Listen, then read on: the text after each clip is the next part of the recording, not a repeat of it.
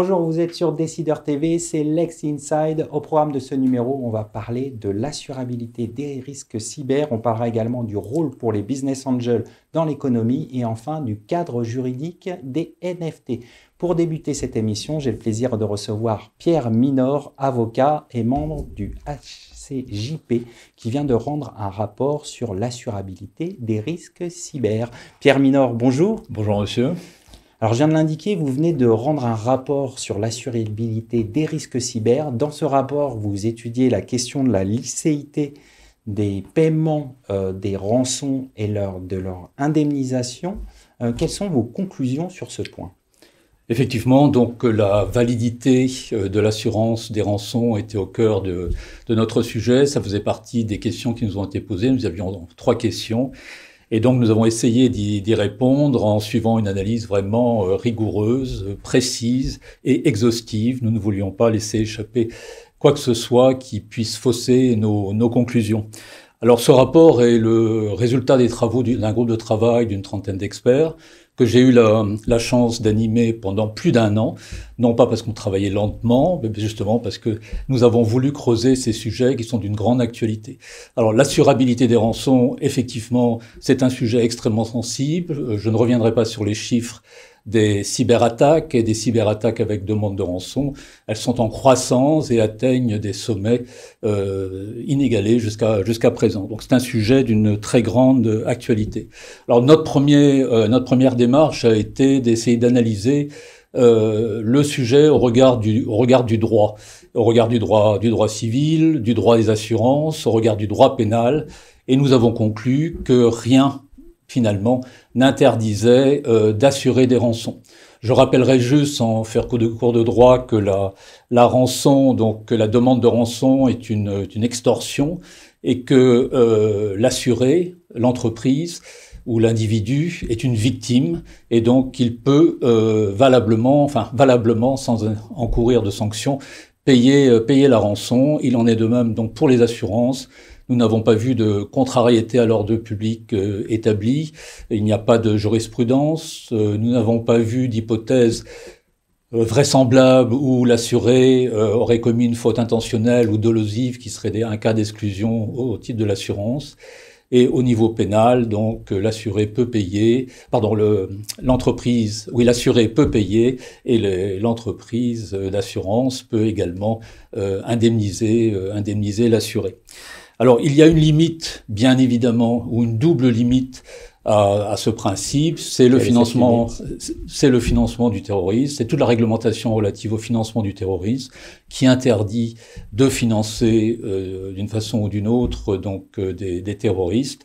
Et la deuxième limite, c'est le respect évidemment de la réglementation des sanctions internationales et du gel des avoirs, qui reste applicable, évidemment, notamment aux assureurs. Alors, cela soulève évidemment de nombreuses questions. Parmi lesquelles l'identification, évidemment, des bénéficiaires du paiement qui se cachent derrière de nombreuses structures.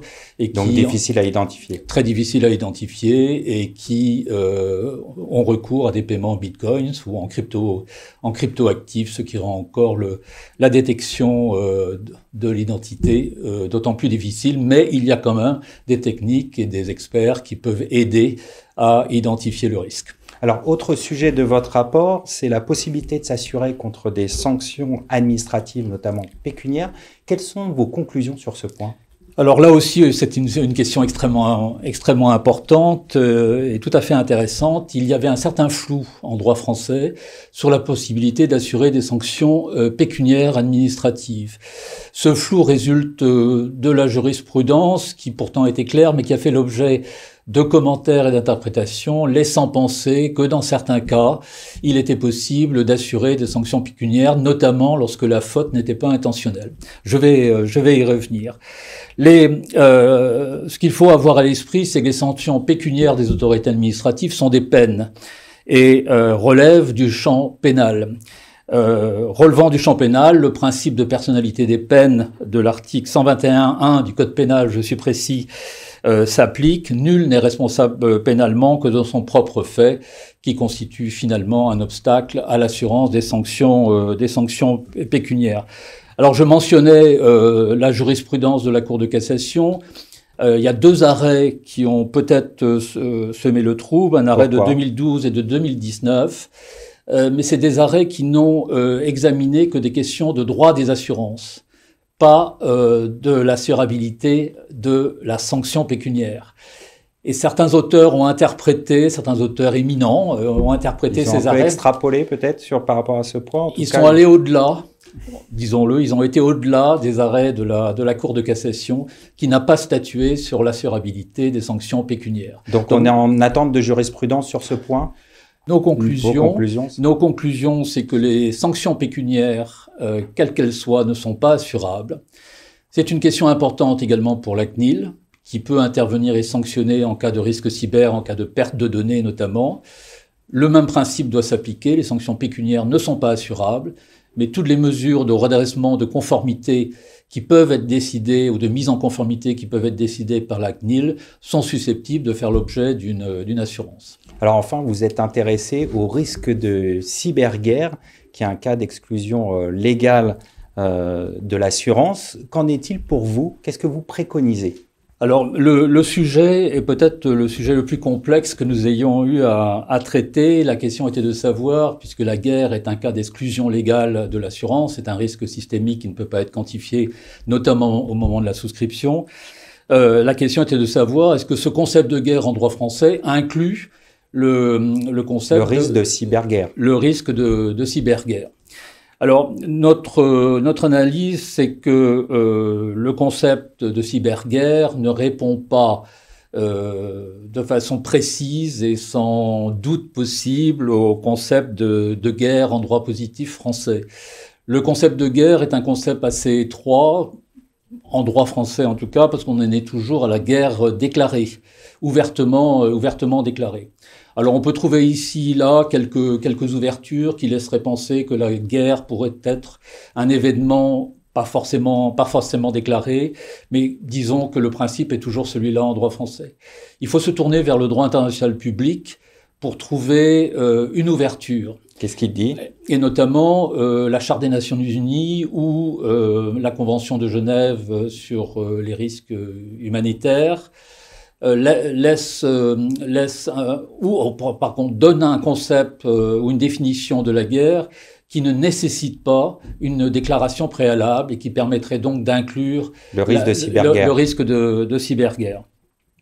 Alors, aujourd'hui, en fait, nous préconisons une modification de la loi pour clairement intégrer dans l'exclusion légale du Code des assurances, article 121.8 du Code des assurances, non seulement la guerre au sens traditionnel du terme, mais également la cyberguerre et la possibilité d'atteindre les auteurs, que ce soit un État ou des entités qui interviennent sous le contrôle de l'État. On va conclure là-dessus. Merci Pierre Minor d'être venu sur notre plateau. Merci beaucoup, merci à vous.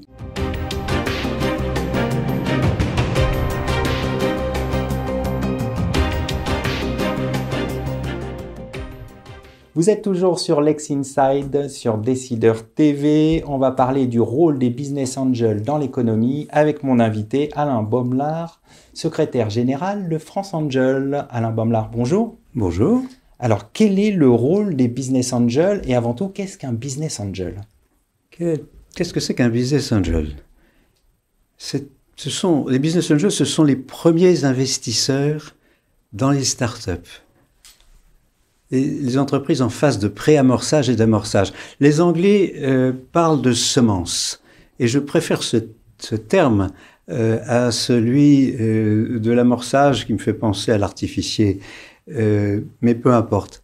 Notre mouvement a commencé de se structurer il y a une vingtaine d'années.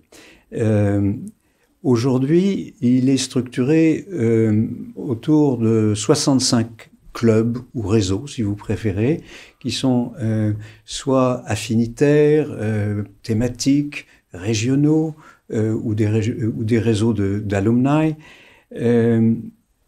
sectoriels, par exemple, un sur la mer, un sur les cosmétiques, un sur la santé, etc., un sur la défense récemment. Et de plus en plus d'entrepreneurs, de jeunes cadres, de femmes. Au total, aujourd'hui, à peu près 5500 business angels en France, répertoriés et fédérés, in fine, dans la fédération France Angels, que je représente aujourd'hui. Alors, quel est le rôle de ces business angels ? Quel est le rôle de ces business angels ? C'est d'investir directement dans les entreprises, sans intermédiaire, il n'y a pas de FIP, de FPCI, ni de chasseurs de primes divers. Notre argent va à l'entreprise. Et combien ? À peu près 50 millions en direct en 2021, dont probablement 250 entreprises à peu près, les 2/3 en premier tour, un investissement de première fois dans les entreprises. Avec un effet d'entraînement qui est très important, parce que chaque fois que nous mettons 1 euro, une banque, un fonds régional de co-investissement, un fonds régional, ou d'autres investisseurs vont mettre également investir. 3. Donc l'effet d'entraînement est d'à peu près un peu plus de 3. Et sur 20 ans, nous avons soutenu plus de 5000 entreprises. Plus de 5000 entreprises. Et bien plus que notre argent, nous investissons notre temps, nous investissons notre petit savoir-faire, nous faisons jouer en faveur des entreprises notre réseau. Et donc, en gros, nous accompagnons. Nous accompagnons et nous avons la prétention de penser que notre rôle est difficilement remplaçable parce qu'il se place à un moment de la vie de la société où les entrepreneurs et les entreprises n'ont pas beaucoup d'aide, que ce soit financière ou d'accompagnement. Et or, si on veut des licornes, et on nous parle beaucoup et a raison des licornes, il faut commencer par les startups. Je rappelle quand même 91 licornes en Grande-Bretagne à la fin de l'année dernière. Nous nous sommes gargarisés d'en avoir 21, aujourd'hui 26. Mais en termes de pourcentage aux États-Unis, c'est bien plus que ça.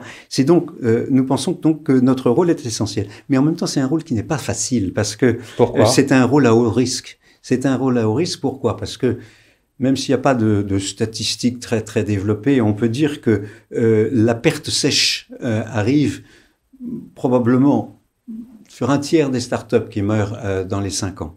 Alors, vous trouverez des exemples complètement différents suivant les investisseurs, mais je pense qu'on peut retenir. Le deuxième risque, c'est le risque d'illiquidité, parce que lorsque l'entreprise, Dieu merci, décolle, qu'elle marche, nous allons être investis dedans pendant, en théorie, 5 ans, souvent 8 ans, 10 ans, jusqu'à ce qu'une sortie soit industrielle, soit via le rachat par un fonds, nous permette de sortir. Et, entre-temps, si l'entreprise a bien marché, elle aura levé des fonds à son tour, et donc le business angel aura couru un risque de dilution jusqu'au point où sa voix sera peut-être moins entendue. Alors donc on joue un rôle qui est important, mais qui est un rôle risqué. Et donc, nous sommes... voilà. Alors, un rôle important, risqué. Vous avez dit que vous intervenez dans de nombreux secteurs, notamment dans l'innovation. Quels sont les investissements dans l'innovation ? Quel est le poids des business angels en matière d'innovation ? Alors, il faut peut-être, pour répondre à la question, je pense qu'il faut repartir en arrière. On est dans un monde de haute compétition, et la compétition aujourd'hui, c'est la compétition dans la construction des entreprises technologiques de demain. Cette compétition, tout le monde le sait, elle est dominée par les États-Unis, puis par la Chine, et l'Europe court derrière, plus ou moins bien. Mais il faut savoir que dans l'Europe au sens large, entre 2017 et 2021, la Grande-Bretagne a investi dans la tech 75 milliards de dollars, c'est-à-dire 2 fois plus que l'Allemagne et 3 fois plus que la France. Alors, comment la Grande-Bretagne y parvient-elle ? Largement par l'investissement privé. Et le poids relatif, le poids de l'investissement public, si vous voulez, dans la tech, dans l'innovation, pèse à peu près 28% en France, il pèse 8% en Grande-Bretagne. Et pour un effort direct qui est à peu près le même finalement, si vous regardez les chiffres globaux. Qu'est-ce que vous retenez de tout ça ? Et alors, qu'est-ce qu'on retient de tout ça ? C'est que les Anglais, qui sont gens pratiques, ont trouvé le moyen de décider l'investisseur privé à y aller par une politique intelligente qui est une politique en fait d'aide fiscale à l'investissement. Elle est fondée sur 3 piliers. Le premier pilier, c'est la réduction d'impôt sur le revenu à l'investissement. Très large, avec des plafonds différenciés suivant les types de sociétés, mais très élevés. Le deuxième, puisque si ça a marché, encourageant l'investisseur à continuer. Et donc, c'est le différé d'imposition dans le cas merveilleux où il y a une plus-value.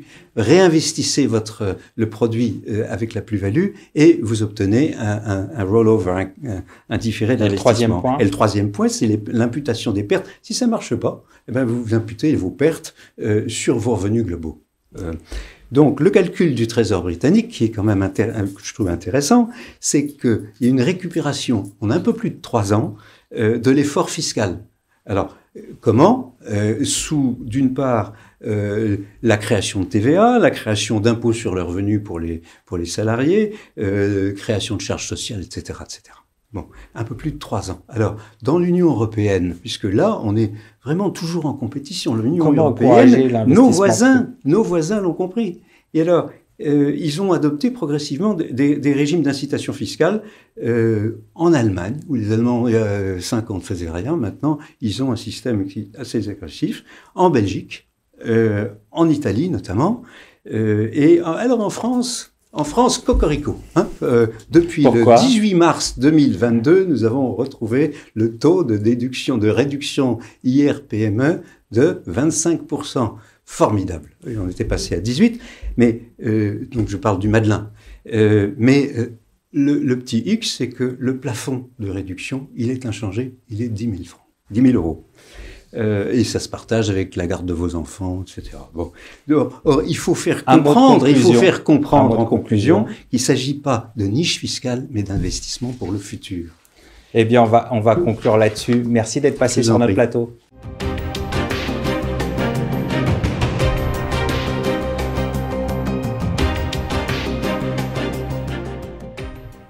Vous êtes toujours sur Décideur TV dans Lex Inside. Quel cadre juridique pour les NFT? On en parle tout de suite avec mon invité, Margot Frisk, avocate associée chez DA & Partners. Margot, bonjour.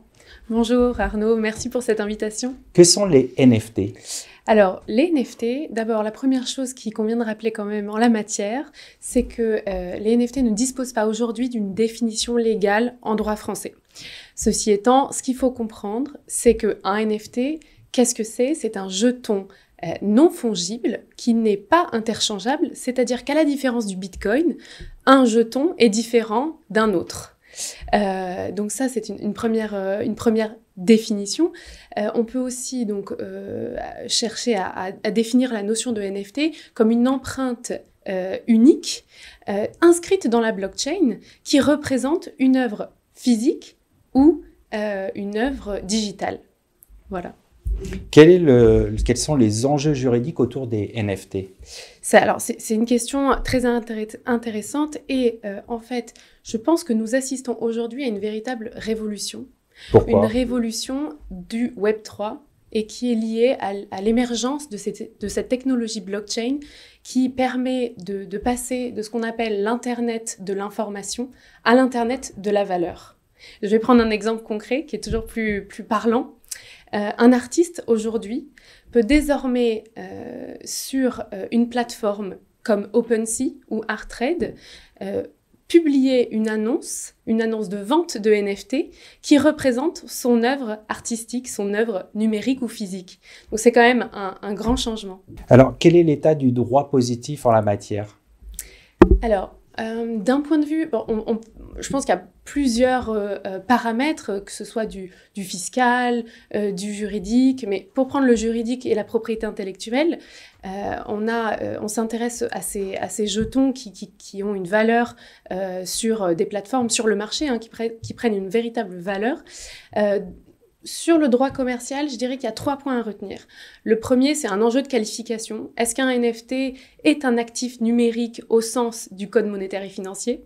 Ça, c'est un premier point important, puisqu'en découle le fameux régime PSAN, des prestataires sur actifs numériques, qui a été initié dans le cadre de la loi Pacte. Donc c'est voilà, un premier point important, un point d'attention. Je dirais ensuite que le second point est lié à la potentielle qualification de certains NFT en biens divers, liés à ce régime juridique particulier des intermédiaires en biens divers, IBD. Cela veut dire quoi? C'est-à-dire que en fait, c'est un régime juridique que les règles du Code monétaire et financier appréhendent et qui peut donner lieu à des obligations complémentaires et un régime duquel certains NFT doivent se tenir plus ou moins loin selon leur choix et les caractéristiques des NFT. Et le troisième point, je dirais qui est plus général, découle de la nécessité de mettre en place des conditions générales de vente très précises et très spécifiques en la matière, sur des plateformes comme c'est le cas sur OpenSea, pour qu'en fait les investisseurs et les acheteurs de NFT puissent précisément connaître leurs droits et leurs obligations. Pour terminer, en 2 mots, est-ce qu'il y a des évolutions souhaitables? Alors, peut-être que je peux développer l'aspect propriété intellectuelle avant de répondre à cette question, parce que c'est un point central en fait. Et les gens se demandent souvent, mais qu'est-ce que j'achète quand j'achète un NFT? Et on achète quoi en faisant ça? On achète la représentation d'une œuvre. On n'achète pas l'œuvre sous-jacente ou le support matériel ou immatériel. Donc, c'est un point important que les gens doivent savoir. Et donc, ça donne lieu, finalement, ces problématiques, à des risques d'atteinte au droit à l'image de certaines marques, comme c'est le cas dans le contentieux entre Hermès et Mason Rothschild sur les NFT Meta Birkin. Vous avez certainement entendu parler de cette affaire qui est en cours aujourd'hui devant les juridictions américaines de la US District Court of New York. Et donc, finalement, on a un artiste qui, d'une part, invoque sa liberté artistique et, d'autre part, la maison Hermès qui, vient protéger son image et ses droits de propriété intellectuelle. Alors, un mot sur les évolutions souhaitables? Oui, bien sûr. Sur les évolutions, je pense que clairement aujourd'hui, ce qu'on constate, nous, en tant qu'avocats, on conseille des porteurs de projets et des investisseurs. Donc, on analyse les risques, on les écarte au maximum face à cette absence de réglementation qui est disponible à ce jour. Donc, on milite avec notamment l'association pour le développement des actifs numériques qui s'appelle l'ADAN, qui est une association formidable, donc dans laquelle nous, on est membre du comité juridique. Et donc, on milite pour une clarification du cadre légal pour, en fait, renforcer l'adhésion et les garanties associées à l'usage de ces NFT et à leur développement. On va conclure là-dessus. Merci d'être venu sur notre plateau. Merci à vous. Merci. Merci à toutes et à tous pour votre fidélité. Je vous retrouve très bientôt sur Décideur TV pour un nouveau numéro de Lex Inside.